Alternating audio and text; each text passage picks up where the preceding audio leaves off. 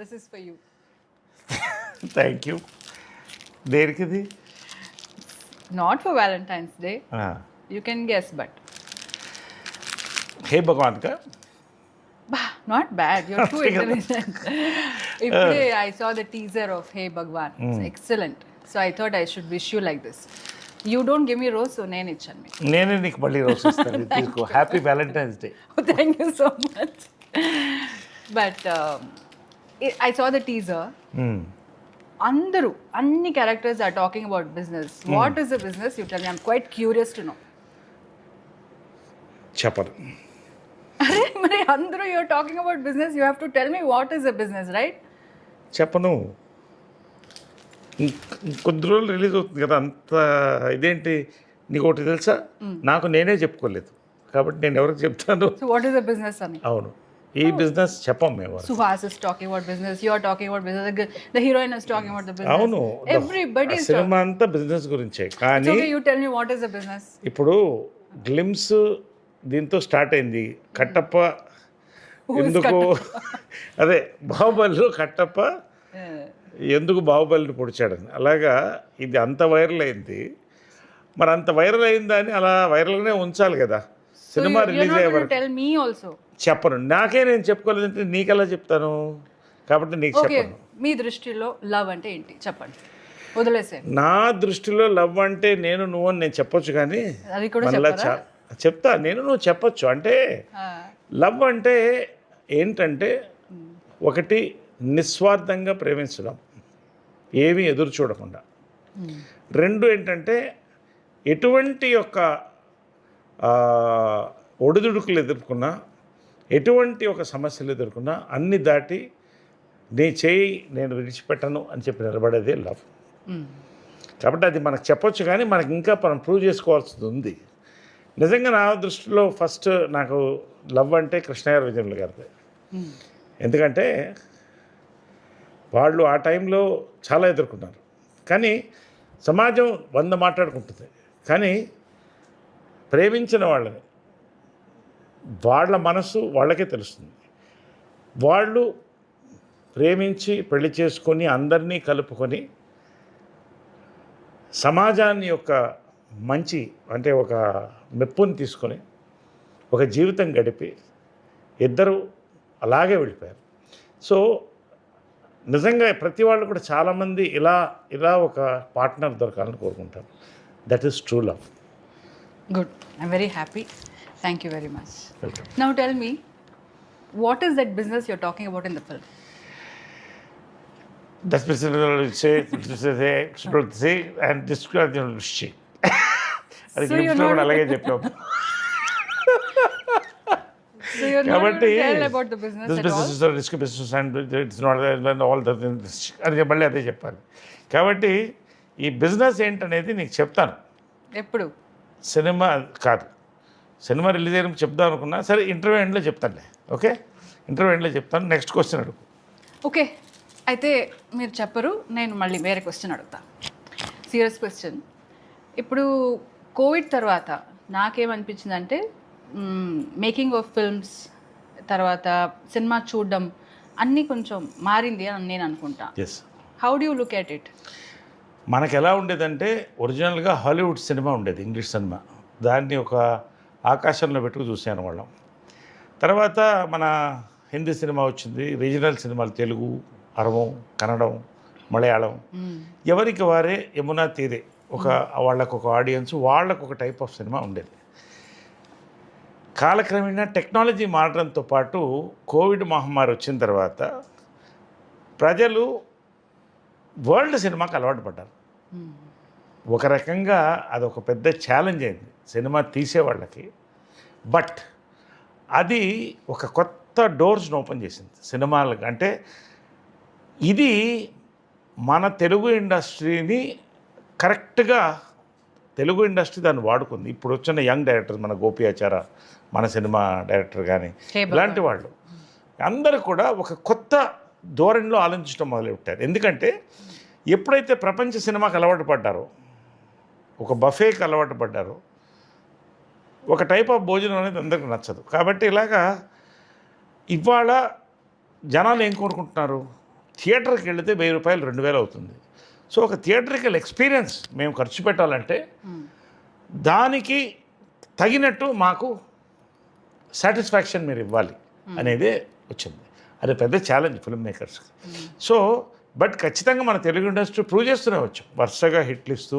మొన్న కూడా మళ్ళీ నారి నారి నడుము మురారి సంక్రాంతి వినకు నిలబడింది. ఎందుకంటే కంటెంట్. సో కంటెంట్ బేస్డ్ సినిమాలు, ఆర్గానిక్ ఎంటర్టైన్మెంట్ ఇవన్నీ కలిపే ఆడియన్స్ని తీసుకురాగలదు, ఫ్యామిలీస్ని తీసుకురాగలదు ప్రూవ్ చేస్తాయి చాలా సినిమాలు. ఆ కోవకు చెందిన సినిమానే మన హే భగవాన్. సో ఆ రకంగా దాన్ని రాయడం, తీయడం, దాన్ని ప్రజెంట్ చేయడం కూడా, నువ్వు చెప్పిన ఈ బిజినెస్ ఏంటి అనేది కూడా అన్ని రకాలుగా ఒక క్యూరియాసిటీ క్రియేట్ అయింది. సో ఖచ్చితంగా ఒక బజ్ కూడా క్రియేట్ అవుతుంది. ఇప్పుడు ఈ సినిమా రిలీజ్ మాత్రం తెలుగు సినిమాకి మరొక మైల్ రాయి నేను అనుకుంటున్నాను. చాలా ఎక్కువ మాట్లాడుతాం ఎప్పుడో కానీ, బట్ నేను జనరల్గా ఏ సినిమా నేను 100% నేను చెప్పేవన్నీ హిట్లు అవన్నీ చెప్పను. కానీ ఈ సినిమా కథ నాకు గోపి చెప్పినప్పటి నుంచి కూడా అదే I just want to ask you the same thing. ఇప్పుడు this after this whatever changes happen, so చాలా కొత్త directors, new producers all have come నా.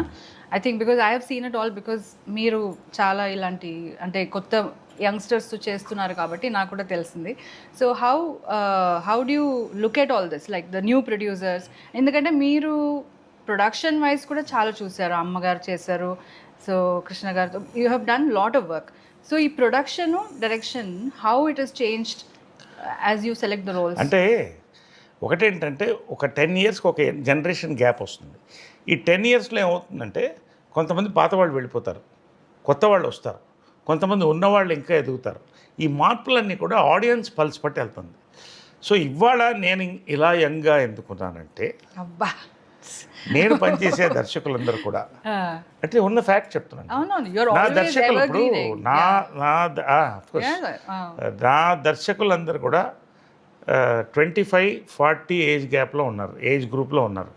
కాబట్టి నేను వింటున్న కథలన్నీ కూడా కొత్త పల్స్తో వస్తున్నాయి. దాంట్లో best select. That's what I'm saying. How do you like you worked with lot of senior directors. Now how you are coping up with the new generation, new directors? Young generation నాతో cope up చేయాలి, ఎందుకంటే I'm always young. కాబట్టి అంటే ఎలా ఎందుకు చెప్తానంటే, నాకు కథలు చెప్పేవాళ్ళు కానీ, నాతో కలిసి పనిచేసేవాళ్ళు కానీ, ఇంగ్లీష్లో సాగుతుంది, tell me your friends and I tell you who you are. My friends అంతా గోపి, నాని, సాయిరామ్ అబ్రాజు, ఈ batch, Pavitra of course. Pavitra is a lifetime friend, partner, whatever. అదంతా కాదు, ఇప్పుడు ఏంటంటే మా డైరెక్టర్స్ గురించే నేను మాట్లాడుతున్నాను. కాబట్టి ఇన్ని సబ్జెక్ట్స్ ఒక్కొక్కసారి 2-3 రోజుల కోసం ఒక కొత్త కథ వింటున్నా. అంటే నెలలో దాదాపు 15 కథలు వింటున్నా, 10-12 కథలు వింటున్నా. కాబట్టి ఒక పల్స్ ఏర్పడుతుంది, ఇప్పుడు జనాలకి ఏం కావాలి. అండ్ నేను ఒక ఫిల్మ్ అనలిస్ట్ని, పాలిటిక్స్ కానీ ఫిల్మ్స్ కానీ రెండు అనలైజ్ చేస్తాను. నేను చెప్పిన ఎలక్షన్స్ చాలా మట్టుకు క్లిక్ అయినాయి, 70-80. ఫిల్మ్స్ కూడా అదేవిధంగా నేను చెప్పాను, కే ర్యాంప్ పెద్ద హిట్ అవుతుందంటే ఎవరు నమ్మలేదు, మరి హిట్ అయింది కదా. ఎందుకు చెప్తున్నాను, ఒక ఎగ్జాంపుల్ చెప్తున్నాను. ఇవాళ నారి నారి నడుము మురారి ఏ ఎక్స్పెక్టేషన్ లేకుండా రిలీజ్ అయింది. ఫస్ట్ రోజు ఏం చెప్పాను, ఇవాళ సంక్రాంతి విన్నర్ నిలిపేది. మళ్ళీ చెప్తున్నాను, నేను మనస్ఫూర్తిగా చెప్తున్నాను, నాట్ ఫర్ ది ప్రమోషన్స్. హే భగవాన్ తెలుగు సినిమాలో ఒక కొత్త యాంగిల్లో తీసిన cinema, entertainer, family fun entertainer, youth entertainer. ఇది ఒక మైల్ రాయిగా ఖచ్చితంగా నిలుస్తుంది గోపి కెరియర్లో కానీ, నా కెరియర్లో కానీ, మా ప్రొడ్యూసర్స్ నరేందర్ రెడ్డి గారు వాళ్ళ కెరియర్లో కానీ ఒక మైల్ రాయిగా నిలుస్తుంది నేను నమ్ముతున్నాను. హే భగవాన్ క్యారెక్టర్ పర్టికులర్గా ఏంటంటే, ఇట్స్ కత్తి మీద సాగున్న క్యారెక్టర్. అది ఎంత హిలేరియస్కి వెళ్ళినా కూడా చాలా అద్భుతంగా బ్లెండ్ చేశాడు డైరెక్టర్ దాన్ని. నేను అవన్నీ ఫీల్ అవుతాను, ఎందుకంటే ఒక్కొక్క క్యారెక్టర్ చేస్తున్నప్పుడు దాంట్లో కొత్తదనం ఎత్తుతాను నేను చూడడానికి. కానీ ఆ క్యారెక్టర్ బిహేవియర్ కానీ, ఆ క్యారెక్టర్ని చూపించిన విధానం కానీ, ఆ క్లైమాక్స్లో ఆ క్యారెక్టర్స్ ఎలా చేసి ఆ సినిమాని ముందుకు తీసుకెళ్తాను. ఇది నాకు ఒక నా సినిమా ఎన్సైక్లోపీడియాలో హే భగవాన్ అనేది గోపి రాసినటువంటి అద్భుతమైన పుస్తకం. దాంట్లో నాకు అద్భుతమైన పేజీలు ఉంది, చూసి చెప్తాను, నీకు అర్థమవుతుంది. సో నరేష్ గారు ఈ మూవీ హిట్ అవుతుందంటే అది హిట్ అవుతుందని చెప్తారు. So you're telling this movie is going to be a hit. అంటే హిట్ అవుతుంది అనే దానికి ఏంటంటే, హిట్కి అర్థం ఏంటి, ఇవాళ సినిమా జనాలు ఎంజాయ్ చేస్తున్నారు, ఇవాళ ₹1 లేకపోతే 10 కోట్లు పెట్టి సినిమా తీస్తే లాభంలో ఉన్నారు ప్రొడ్యూసర్స్. ఖచ్చితంగా ఈరోజు హే భగవాన్ సినిమా హిట్ అవుతుంది. ఎంత హిట్ అనేది నేను ఇప్పుడే మాట్లాడిన, దెర్ ఇస్ టైం. ఎందుకంటే ఎక్కువ కూడా మనం ఎమోషనల్గా మాట్లాడేసే సినిమాల గురించి తర్వాత బాధపడి అది నాకు నచ్చదు. ఎందుకంటే మనం చెప్తున్నప్పుడు జనం నమ్ముతున్నారు, ఇది నరేష్ చెప్తే ఇది ఆడుతుందని. ఎంత ఆడుతుందని ప్రజలు నిర్ణయించాలి. అదేవిధంగా నేను ఇంకోటి చెప్తున్నాను, రివ్యూవర్స్ నేను రెస్పెక్ట్ చేస్తాను. ఒక్కొక్కసారి ఒకటి తప్పుగా రివ్యూస్ రావచ్చు, అందరూ మనుషులే, అందరూ మానవులే. కానీ ఈ సినిమాకి నువ్వు చూడు, జనాల అప్లాస్తో పాటు ఒక రివ్యూ కూడా అద్భుతమైన రివ్యూని తెచ్చుకుంటుంది ఈ సినిమా అనే నమ్మకం నాకుంది. ఇది ప్రెస్ అండ్ మీడియా కూడా ఈ సినిమాని గౌరవిస్తుందని నేను నమ్ముతున్నాను. మంచి రివ్యూస్ ఇస్తారు for the performances, for the direction, for the production values, for music, అన్ని రకాలకు కూడా.